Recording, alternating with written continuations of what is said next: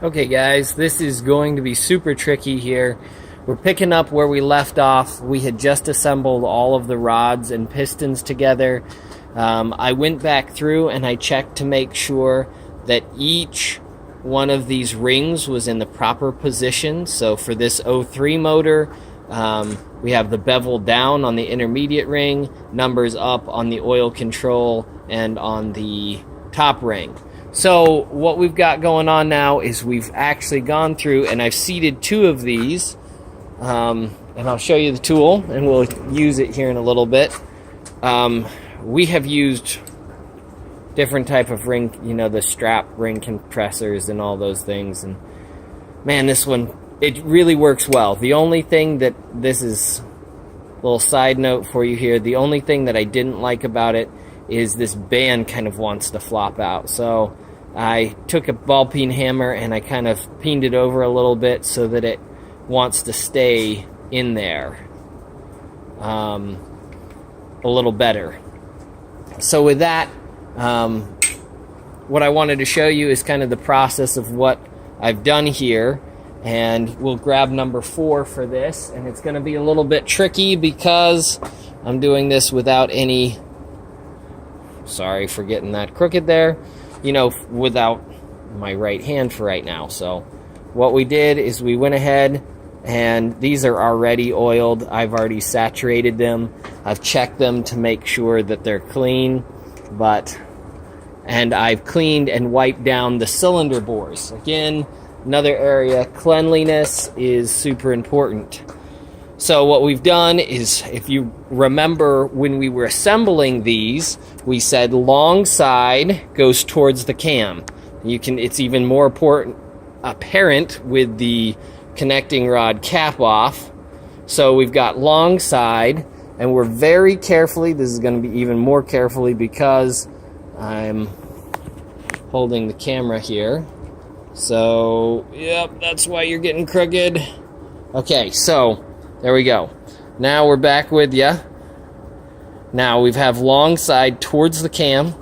To prove it, there's the oil cooler spot. This would be exhaust side, long side, and the front, pistons marked front. We assembled them carefully so that we know they're in the right spot. So I've got my hand, one of my fingers is in the wrist pin here, and what I'm going to do is I'm going to go through and I'm going to set each one of these guys. So I'm going to set that where I want it. And handy fact here, if we look down at the top of this piston, let me set this guy real quick. You know how we were talking before about where the piston rings should be, the end gap on them.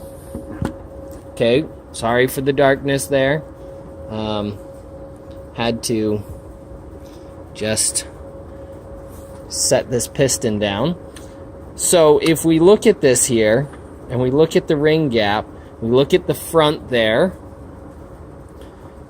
here's a head bolt hole, here is a head bolt hole, and then over here is one. It almost perfectly forms the Mercedes symbol that they talk about in the book of having them 120 degrees off. So that is kind of a hack there for you. I've gone ahead and I've set each one of these guys to be in line, and that's the 120 degrees. We put it on a load side. If you remember, we talked about our oil control faces one of the load sides. So this is a load side of the skirt, and this is a load side. So we've gone ahead and we've lined them all up that way. So you can see that one's facing, that one's already in, that one's facing there, that one's facing that bolt, so they're all in and the rings are positioned. And now what we're going to do, and I won't be able to do it with you guys on here because you got to make sure that you don't spin the rings. So this ring compressor has to go straight down over the top of them. It seats flat. You can tell when it goes, there it is. You see that? It seats flat against the top of the deck. I'm going to pause it, and then I'm going to go ahead and clamp this guy down without moving, and that's the hardest part, is without moving the end gap positions. So I'm going to very carefully tighten this guy up while holding it in this right spot here. So as I'm spinning it, I'm not going to allow the compressor to spin the rings around, because it will. Right now, if I twist this thing, it spins those rings in there.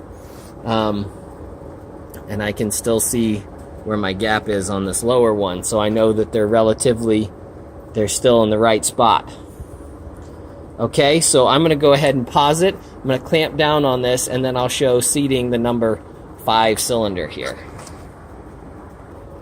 Okay, so we're back with it. I've got a head. This tool works amazing. No having to ratchet down on them, just quick and simple. Pull the lever, and it's good to go.